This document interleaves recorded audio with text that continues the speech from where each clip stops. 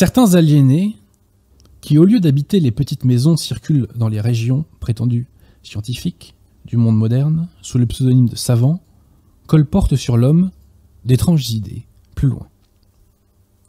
Mieux élevés que leurs devanciers, les aliénés d'aujourd'hui ont découvert, grâce à la physiologie comparée, que l'homme descend du singe. Au lieu d'admettre notre noble descendance et de dire avec tout le genre humain « nous sommes de notre père, qui fut de Noé, qui fut d'Adam, qui fut de Dieu », ils se croient fils, petit-fils, arrière-petit-fils de quelques gorilles, à longue queue et à museau pointu, solitaires habitants des déserts africains. Et ils se donnent pour des singes perfectionnés. Ils y tiennent et s'efforcent de le persuader à eux-mêmes et aux autres.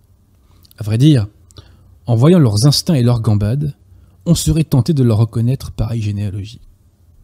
N'en déplaise à cette poignée de petits gorilles, l'homme forme une espèce à part dans la chaîne des êtres. Il est la créature la plus noble du monde visible.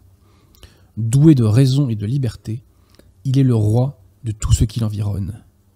Si par son corps, chef-d'œuvre d'une puissance et d'une sagesse infinie, il touche aux êtres matériels, c'est pour les dominer, tandis que par son âme, 1000 fois plus noble que son corps, il touche aux êtres purement spirituels, et c'est pour s'ennoblir. Qui dira sa dignité? Noblesse oblige, qui dira l'étendue de ses devoirs?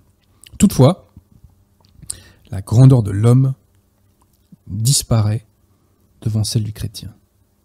Enfant de Dieu, héritier de Dieu, tel est le chrétien.